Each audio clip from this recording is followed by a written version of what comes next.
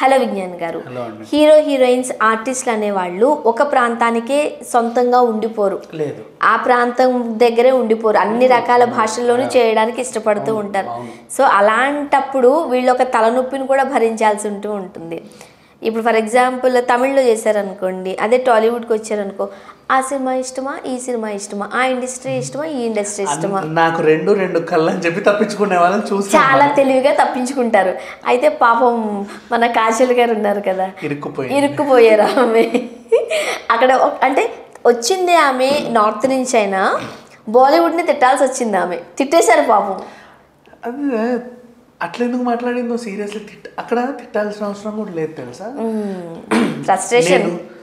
హిందీలో పుట్టాను, హైదరాబాద్లో సినిమాలు చేశాను అని చెప్పింది.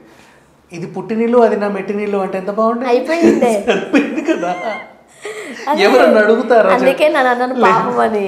అట్లా కాకుండా మళ్ళీ అక్కడైతే చాలా తెలివిగా డిఫరెంట్ కథలు రాస్తారు. ఇక్కడ అసలు ఏంటో అసలు కథలే తెలియదు వీళ్ళ మొహాలకి.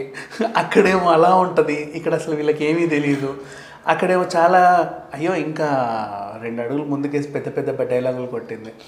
అక్కడ నైతిక విలువలు ఇవన్నీ అక్కడ ఉంటాయి, ఇక్కడ ఇవేం ఉండవు. రాజకీయ నాయకులకు ఒకేసారి మైక్ ఇస్తే మొత్తం అన్ని చెప్పేసుకుంటారు అన్నట్టు. మొన్నే ప్రియాంక చోప్రా చాలా ఆ రాజకీయాల వల్లే చాలా రాజకీయాలు జరుగుతున్నాయి బాలీవుడ్లో, అందుకే నేను ఇటు వచ్చేసానని చెప్పేసి చెప్పుకొచ్చింది. ఇప్పుడు ఈవిడ వేషాలు వేసేసరికి నవ్వాలా ఏడవాలా అర్థం కాని పరిస్థితి. ఇంకొకటి పాపం ఈమె మొన్నే పెళ్ళయి పిల్లలని కని తర్వాత ఇప్పుడే ఇండస్ట్రీకి అలా అడుగు పెడదామా అనుకునే లోపు, అంటే రాత్రంతా ఎక్సర్సైజ్ చేసేసి అమ్మయ్య తగ్గాను, ఇక వెళ్దాం పొద్దున అని అర్థం చూసుకునే లోపే ఈ వివాదం. అవసరమా? బేసిక్గా అసలు పిలిచిన ఈవెంట్ ఏంటి చెప్పు? South versus north cinema. అసలు వెళ్ళకూడదు. ఎవరైనా వెళ్తారా? అసలు ఎవరు వెళ్ళదు అసలు. పోనీ నీకు తెలియదు, ఇన్విటేషన్ నువ్వు చూడలేదు, మేనేజర్ చూశాడు. మేనేజర్ కూడా మేడం ఈవెంట్ ఉంది ఈరోజు, మనం ఖచ్చితంగా వెళ్ళాలి, ఇంత అడ్వాన్స్ వచ్చేసి తీసేసుకున్నాం. ఓకే ఐఎమ్ రెడీ, ఈ టైం కల్లా రెడీగా ఉంటాను. నువ్వు డ్రెస్సులు ఎత్తుక్కొని మనం అడుగుతాం మళ్ళీ ఏ టైప్ ఈవెంట్. అది ఒక టైప్ ఆఫ్ డిబేట్ లాంటి ఈవెంట్ మేడం, చాలా మంది వస్తారు. అసలు ఏంటో కనుక్కో ఫస్ట్, టైటిల్ ఏంటనేది ఏం తెలియకుండా. ఓహో అంటే నేను స్టూడెంట్స్ వస్తానంటే ఇలా ఉంటే బాగుండేమో, ఈ డ్రెస్ బాగుంటుందేమో, అది బాగుంటుందేమో, ఇవన్నీ బదులు ఎక్కడికి వెళ్తున్నానో ఆ టాపిక్ ఏంటో ఫస్ట్ కనుక్కుంటే సరిపోయేది. అసలు నాకు తెలిసి వెళ్ళేది కూడా కాదేమో. అదే మీరు కాజల్ అసలు ఎట్లా మాట్లాడతారు అవి కూడా మనం పెద్దగా ఇంటర్వ్యూస్లో ఆమె ఇవ్వలేదు, ఎక్కువ లేవు మనకి. అంటే అనేవాళ్ళు ఏంటంటే మాట్లాడక నువ్వు సినిమాల గురించో, నీ సినిమాల గురించో, ఇంకా దేని గురించో, నీ పర్సనల్ లైఫ్ గురించో, మీ ఆయన గురించో, పిల్లల గురించో, ఇంకెవరి గురించో మాట్లాడుంటే సెట్ అయ్యేది. అట్లీస్ట్ కొంచెం నీ గురించి కొన్ని ఉండేది, ఫుటేజ్ అని ఉండేది. నువ్వు లేక ఒక రేర్ ఫుటేజ్ ఇచ్చి అందులో నువ్వు వాళ్ళని వీళ్ళని తిట్టేసి అని ఎక్కిపారేస్తే ఏముంది? అది నార్త్ వాళ్ళ పైన కొన్ని టాలీవుడ్ లో ఉండి బాలీవుడ్ వాళ్ళ గురించి మాట్లాడారంటే అదొక అర్థం కాదు. బాలీవుడ్ అక్కడ వాళ్ళ ప్రెమిసెస్ లో ఉండి వాళ్ళ మీదే అభియోగం చేసేసరికి. ఇక్కడ ఇంకొకటి ఇలియానా ఇక్కడ నుంచి అక్కడికి వెళ్ళిన తర్వాత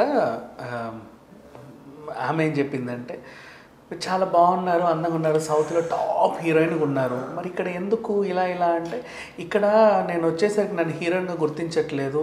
ఫస్ట్ సినిమా బర్ఫీ నాకు చాలా ఇష్టమైన క్యారెక్టర్ అని చేశాను, చాలా బాగుంది, కానీ అక్కడ నన్ను సెకండ్ హీరోయిన్ చేశారు. అప్పటి నుంచి అన్ని అవే పాత్రలు వస్తుంటే నేను రిజెక్ట్ చేస్తున్నాను అనేది. సర్లే అమ్మ, నిన్ను రిజెక్ట్ చేయడం ఏం చేయాలో పెళ్లి చేసుకొని వెళ్ళిపోయింది పాపం. అండ్ నెక్స్ట్ తమన్నా వెళ్ళింది అక్కడికి. తమన్నా వెళ్ళిన తర్వాత ఆమెను కూడా ఇంటర్వ్యూలో ఇలాగే అడిగారు.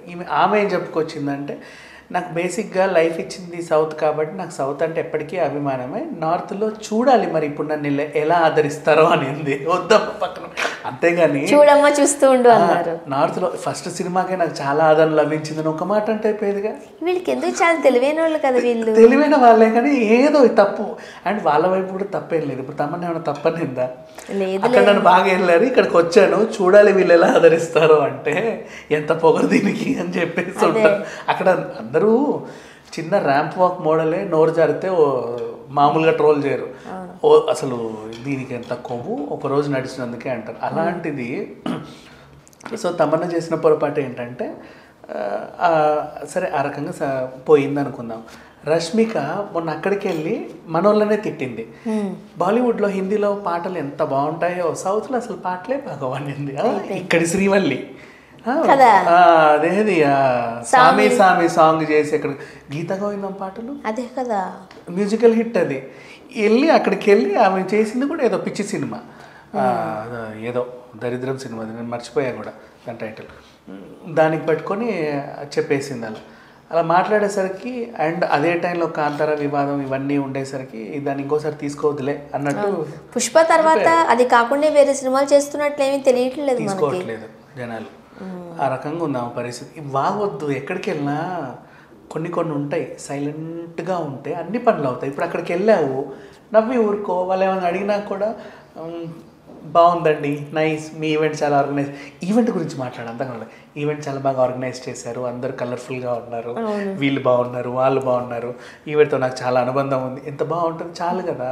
ఆ టాపిక్ ఇస్తే టాపిక్ గురించి మాట్లాడేస్తాం. ఇలాంటి మాట్లాడడానికి మనం ఉన్నాం కదా, హీరోయిన్లు కూడా మాట్లాడేస్తే ఇక మనం ఎందుకు. సరే ఏదేమైనప్పటికీ అయ్యో మర్చిపోయాను, లాస్ట్ టైం అసిన్ కూడా అలాగే అయింది. అసిన్ కూడా ఇక్కడ నుంచి అక్కడికి వెళ్ళి మంచి సినిమాలే తీసింది, మంచి మంచి మూవీస్ తీసింది. దాంట్లో కూడా సేమ్ వివాదమే, ఒకరిద్దరు అని కాదు. ఇంకా తాప్సీ గురించి అయితే కోకొల్లలు, కానీ తాప్సీ ఫైట్ చేస్తూ నిలబడింది, ఆమెది వేరులే. తాప్సీ ఫైట్ అన్ని డిఫరెంట్ జోనర్ పిక్ చేసుకున్నారు.